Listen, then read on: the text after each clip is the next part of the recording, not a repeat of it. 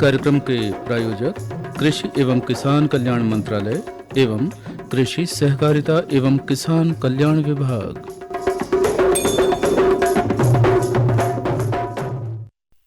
तो शिवकली जी हाँ अच्छो उम्दा गीत थो ना, बहुत ही अच्छो लगो भैया। अब देखो अपने किसान भैया बहन, अब बारी है अपनी आज की बात की, है ना।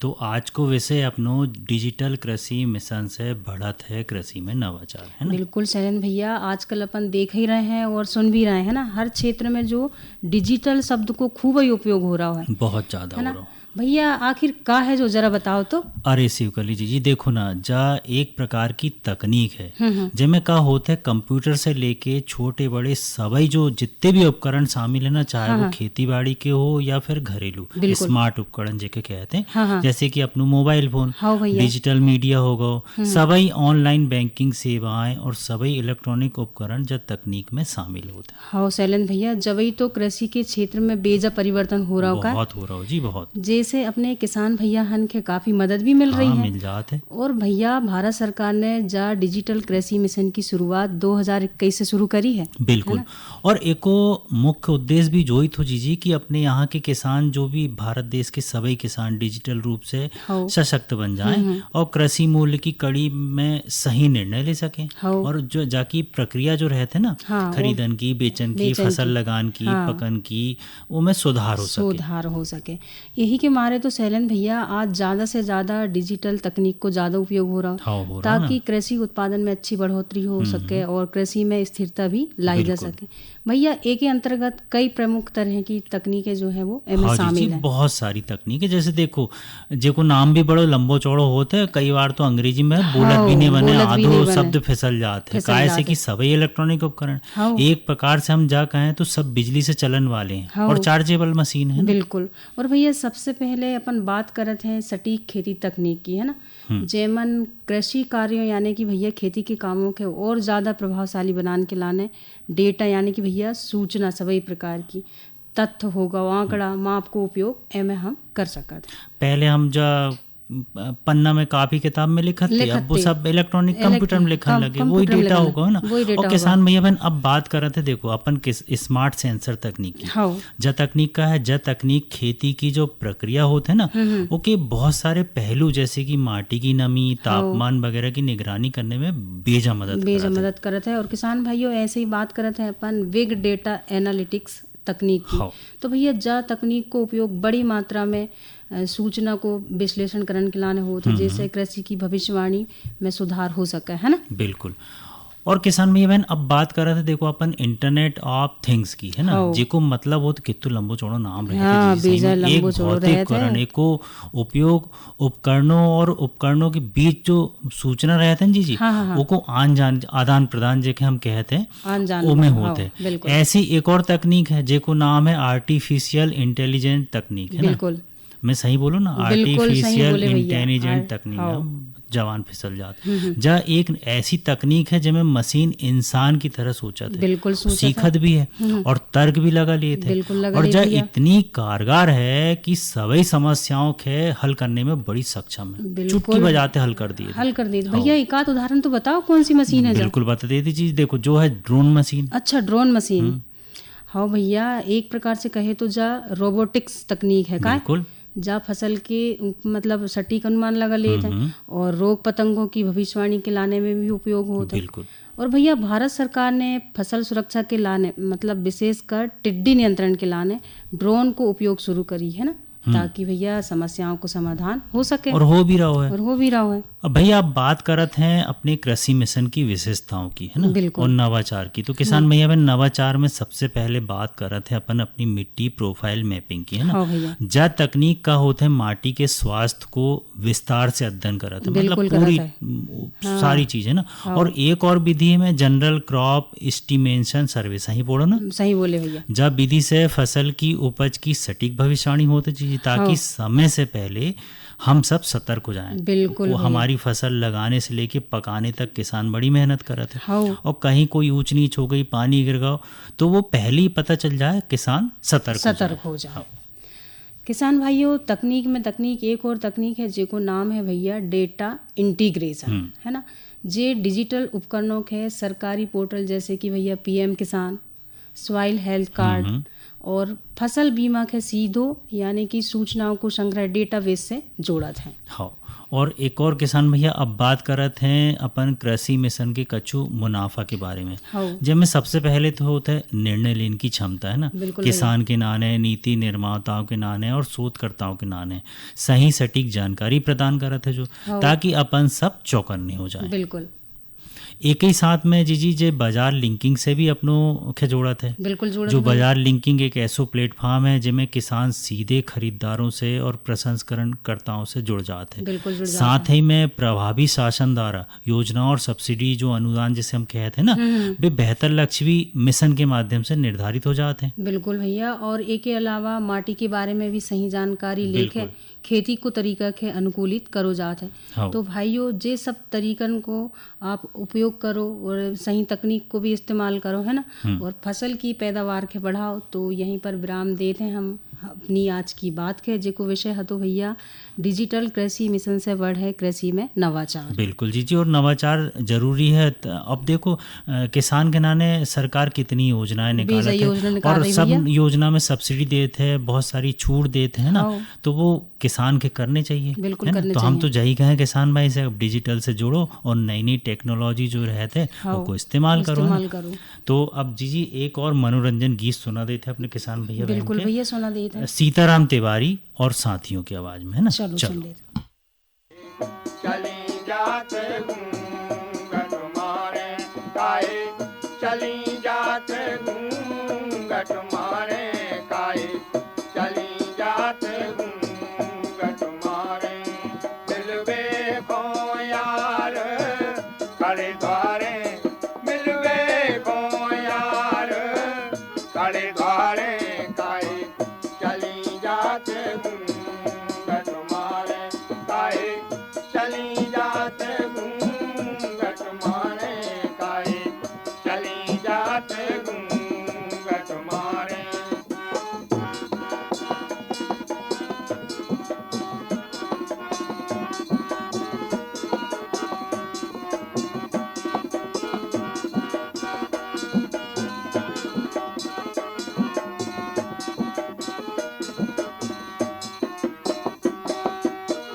करके चाहे तनक हस हेरो, करके चाहे तनक हस हेरो, तुम पे प्राण फिर बारे, तुम पे प्राण फिर बारे काहे, चली जाते घूंघट मारे काहे, चली जाते घूंघट मारे काहे, चली जाते घूंघट मारे।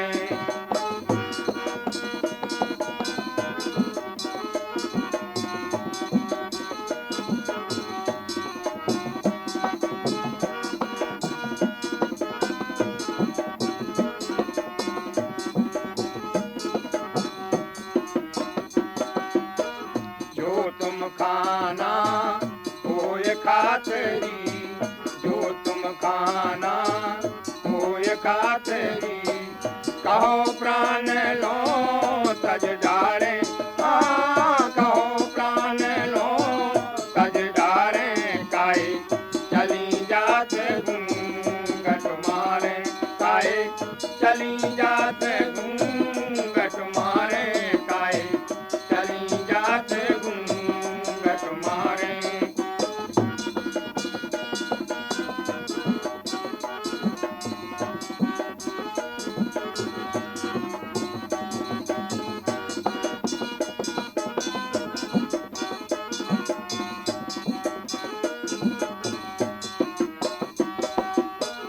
गंगाधर बस पूत सुगर पे, गंगाधर बस पूत सुगर पे, बेदर्दन से हम हारे, बेदर्दन से हम हारे काहे, चली जाते घूंघट मारे काहे, चली जाते घूंघट मारे काहे, चली जाते घूंघट मारे।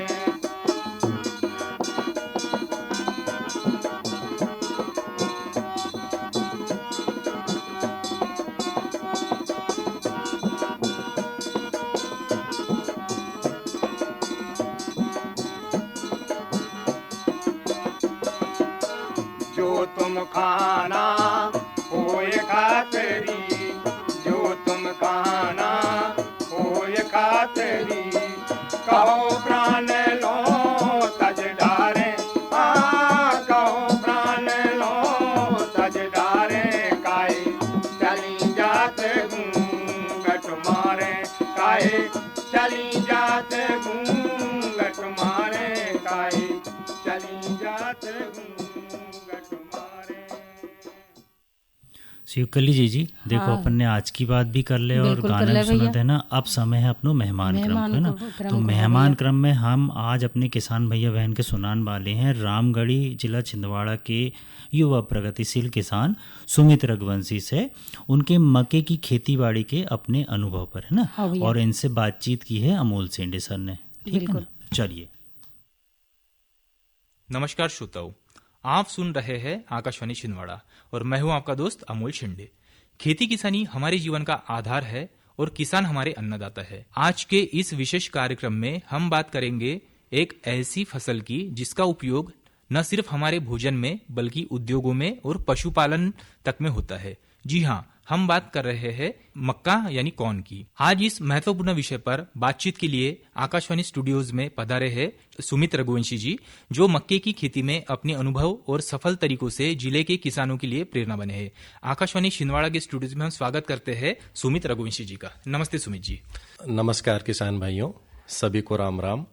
और मैं आकाशवाणी का धन्यवाद करना चाहूँगा जो मुझे अपनी बात रखने के लिए आपने यहाँ मुझे अपने आकाशवाणी केंद्र में बुलाया। सुमित जी, सबसे पहले हम आपसे जानना चाहेंगे आपने मक्के की खेती कब और कैसे शुरू की? जैसा कि सारे किसान भाई भी जानते हैं जी। कि हमारी छिंदवाड़ा सिटी जो है जी। वो मक्के की फसल में लगभग जिले में तो अति पैदावार होती ही है। जी। प्रदेश स्तर में भी हमारा जिला मक्के की पैदावार में प्रथम स्थान जी रखता है, बिल्कुल बिल्कुल। जिसको कि कॉर्न सिटी के नाम से भी जाना जाता है। तो मक्का यहाँ की प्रमुख फसल है। तो किसान भाई जो हैं जी। वो इसे अधिक मात्रा में लगा भी रहे हैं और अधिक से अधिक उत्पादन भी प्राप्त कर रहे हैं, जी बिल्कुल। जो कि एक पक्की फसल के रूप में जानी जाती है। जी। किसी भी मौसम को सहन करने की क्षमता जी। मक्के की फसल में है। जी बिल्कुल। इसीलिए किसान भाई इसे अधिक मात्रा में लगा भी रहे हैं और यहाँ की जो जलवायु है जी। हमारे छिंदवाड़ा जिले की, वो मक्के की फसल के लिए अति उत्तम है। जी। इसीलिए किसान भाई जो हैं इसकी पैदावार भी अच्छी ले रहे हैं और किसान इस मक्के की फसल को लगाकर संपन्न भी हो रहा है। जी बिल्कुल। सुमित जी, मैं आपसे पूछना चाहूंगा मक्के की बुआई का सबसे अच्छा समय और सही विधि क्या है? सबसे पहले तो गर्मी के मौसम में किसान भाई जो हैं हमारे जुताई का काम शुरू करते हैं। जी। अप्रैल और मई के समय में किसान भाइयों को ये चाहिए कि अपनी जमीनों की जुताई जी। गहरे तरीके से करें। ओके। और अच्छी गहरी जुताई करने के बाद जून के मौसम में 15 जून से 15 जुलाई के बीच जो मौसम रहता है वो मक्के की बोनी के लिए सर्वोत्तम जो मौसम है वो रहता है, सबसे उपयुक्त मौसम। बीज बोने से पहले खेत की तैयारी हमें कैसे करनी चाहिए? सबसे पहले तो अपनी जमीन की गहरी जुताई करें किसान भाई, और उसमें ज्यादा से ज्यादा हो सके तो जो पशु का गोबर होता है उसका उपयोग करें। तो गोबर खाद का उपयोग सबसे महत्वपूर्ण है, जिसमें सारे पोषक तत्व होते हैं। और सही तरीके से जुताई करके और फिर कृषि यंत्रों से बराबर बेड का निर्माण कर लें, ताकि कहीं अगर पानी जल भराव की समस्या हो तो बेड जो रहेगी उसमें फसल सुरक्षित रहेगी। पानी की निकासी का विशेष ध्यान किसान भाई रखें।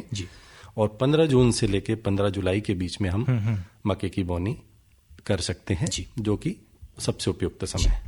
सुमित जी, अभी आपसे पूछना चाहूंगा मक्के की अच्छी पैदावार के लिए कौन कौन से जैविक और रासायनिक खाद उपयोगी है? सबसे पहले तो मैंने आपको अभी चर्चा में बताया कि गोबर खाद जो है वो सबसे उत्तम खाद मानी गई है। उसमें सारे पोषक तत्व मौजूद हैं, तो गोबर खाद तो डालनी ही चाहिए। दूसरा है रासायनिक खाद। तो बुआई के समय में हम DAP का उपयोग कर सकते हैं, साथ ही सुपर फास्फेट का उपयोग भी हम बुआई से पहले कर सकते हैं। फिर बेड का निर्माण करके मक्के की फसल को लगाना चाहिए। और जब बारिश हो और फसल अच्छी तरीके से जम जाए, उससे 20 से 25 दिन के बाद में हमें यूरिया थोड़ी मात्रा में 25 से 30 किलो एकड़ के हिसाब से यूरिया झाड़ को देना चाहिए। और उसके बाद फिर 50 से 55 दिन की जब फसल हो जाए तब हमें फिर से सुपर फास्फेट, पोटाश और जिंक सल्फेट जिसे बोलते हैं मार्केट में, इनका उपयोग करना चाहिए दूसरी बार जब हम खाद देते हैं। और तीसरी बार जब हम खाद देंगे तो जब मक्के में छोर निकल जाती है भुट्टे आने के समय में, उस समय हम यूरिया दे सकते हैं पोटाश के साथ में। इस तरीके से हम झाड़ को अपने सुरक्षित और अच्छा मोटा तने वाला बना सकते हैं। सुमित जी, मुझे बताइए, ड्रिप सिंचाई या स्प्रिंकलर जैसी आधुनिक तकनीकें मक्के की खेती में कारगर साबित हो रही है? हम आज देख रहे हैं, चूंकि मक्के की फसल सबसे पहले तो खरीफ फसल मानी जाती थी, लेकिन चूंकि मौसम में बदलाव हो रहे हैं तो जो मक्के की किस्में हैं आजकल हर मौसम की किस्में आने लगी हैं, जो कि जून जुलाई में भी लगती हैं। और इसके बाद हम चाहें तो अक्टूबर से नवंबर का जो मौसम है उसमें भी हम मक्के की फसल प्राप्त कर सकते हैं। साथ ही मार्च अप्रैल में भी हम मक्के की फसल की बुआई कर सकते हैं। हाँ, हर मौसम में जो मक्के की फसल है उसकी पैदावार अच्छी होती है। तो बारिश के समय में तो बारिश जैसी होती है उसके हिसाब से मक्के की फसल पैदा होगी। अक्टूबर नवंबर में हम ड्रिप का उपयोग कर सकते हैं मक्के की फसल के लिए, और स्प्रिंकलर का भी उपयोग कर सकते हैं। और गर्मी में ड्रिप का उपयोग करें, मिनी स्प्रिंकलर का उपयोग करें तो ज्यादा अच्छा उत्पादन हम प्राप्त कर सकते हैं। सुमित जी, क्या आपने मक्के की खेती में किसी नई तकनीक या मशीन का उपयोग किया है? अभी के वर्तमान समय में पहले तो सीडील से हम लोग बुआई करते थे और लेबरों की मदद से बुआई होती थी। अभी जो मशीन, एक हस्तचलित मशीन आई है जिसे हम हाथ से चलाते हैं, उसके द्वारा किसान भाई काफी मात्रा में बीज की रोपाई कर रहे हैं, जो कि बहुत सुविधाजनक है और सस्ती है। और उसका ये रिजल्ट है कि उससे जो जर्मिनेशन का औसत है वो बहुत अच्छा है। लगभग 95% जर्मिनेशन उस मशीन से आता है। तो ये जो मशीन है इसका उपयोग मैं सलाह दूंगा कि किसान भाई ज्यादा से ज्यादा करें। जर्मिनेशन से ही उत्पादन तय होता है। बिल्कुल।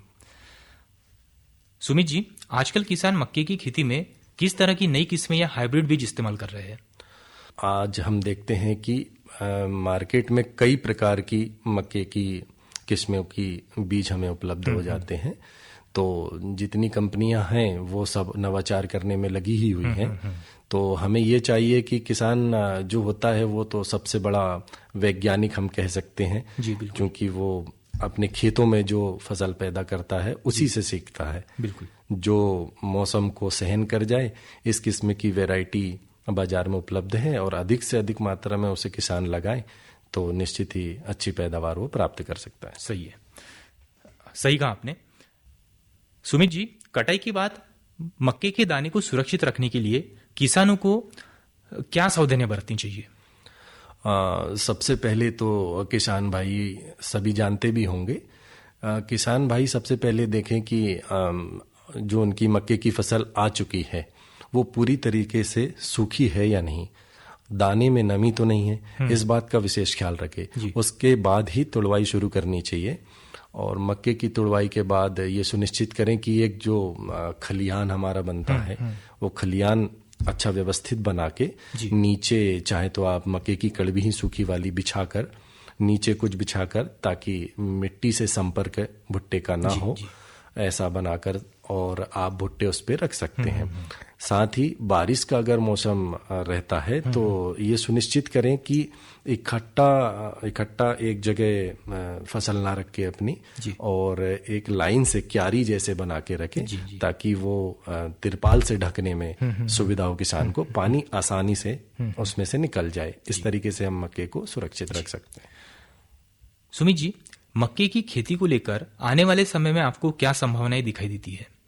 जैसा कि आप भी जानते हैं और सारे किसान भाई भी हमारे जानते हैं, हमारा किसान जो छिंदवाड़ा का है वो मक्के की पैदावार में अव्वल रहा है। इसीलिए हमारी छिंदवाड़ा को कॉर्न सिटी का जो तमगा है वो हासिल हुआ है। तो ऐसे ही नवाचार करते रहें। और मैं चाहूंगा किसान भाइयों से कि गोबर खाद का अधिक मात्रा में उपयोग करें और रासायनिक खाद का एक लिमिट मात्रा में उपयोग करें ताकि हम हमारी जमीन को बंजर होने से सबसे पहले तो बचाएं। जी। तो इस तरीके से हम पैदावार लंबे समय तक प्राप्त करेंगे। जी। सुमित जी, जो किसान पहली बार मक्के की खेती शुरू करना चाहते हैं, उन्हें आप क्या सलाह देना चाहेंगे?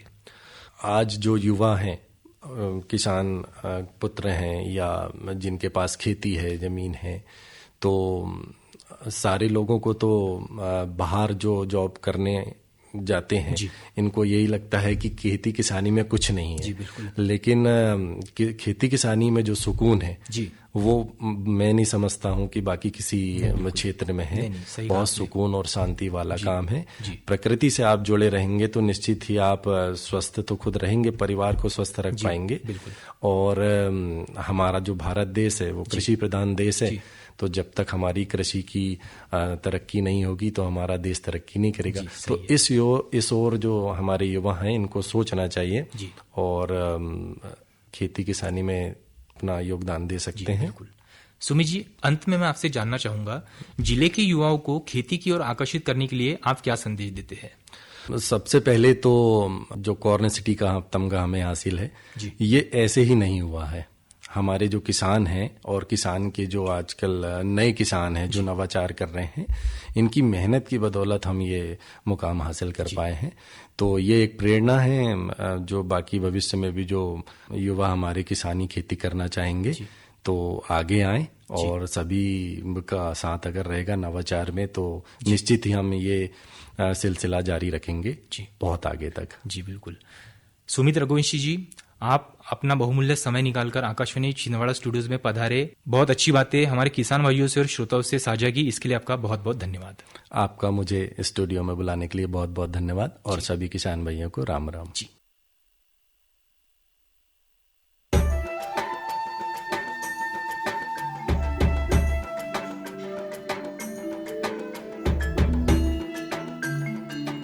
मैंने 2015-16 से ऑयल पाम की खेती की है और इससे पर्यावरण को कुछ नुकसान है ही नहीं। और इनका जो पेड़ पौधा होता है इनसे हम मल्चिंग भी यूज करते हैं और इनका यूज से हम काफ़ी सारा ज़मीन में नमी लेते हैं। और इनके अंदर इंटरक्रॉप जो है, जो कपास वगैरह लगाते हैं तो हम डबल गुण आय लेते हैं और अच्छा रहता है। ऑयल पाम का खेती में धान और गन्ने से कम पानी लगता है। इसमें गवर्नमेंट का तरफ से ड्रिप सिंचाई के लिए पैसा भी दिया जाता है। ऑयल पाम की खेती के लिए मुझे सरकार ने पौधे सीडलिंग देते हैं, वो जब बड़ा हो जाता है, जो फल जो देता है, हर महीने सरकार उसी फल खरीदने के लिए एक रेट बना के देते हैं, वही रेट पे कंपनी खरीद लेते हैं। मैं काट के इकट्ठा कर देता हूँ, कंपनी उठा के लिए जाते हैं।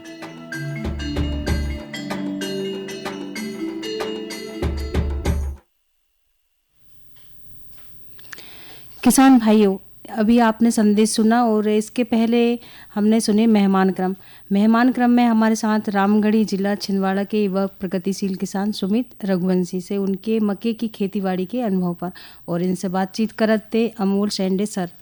तो अब बारी है मनोरंजन की, और फिर से मनोरंजन कर लेते हैं और सुन लेते हैं जो लोकगीत छोटे लाल मोहन लाल की आवाज़ में। रे बनसी बारे माकोर तर भीड़ गई रे, भीड़ गई रे बनसी बारे माकोर तर भीड़ गई रे, भीड़ गई रे बनसी बारे माकोर तर भीड़ गई रे, भीड़ गई रे बनसी बारे माकोर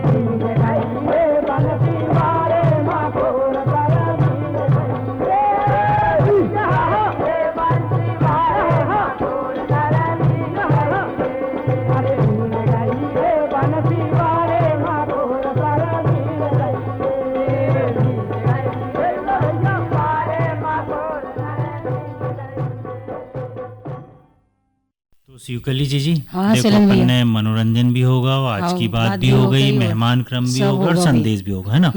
अब समय होगा अपनो चलन चलन को, विदा बिल्कुल। लेन को, हाँ, है विदा ना। लेन तो मैं शैलन भैया और मैं शिवकली बहन कहते हैं राम राम राम, राम, जय जवान जय किसान।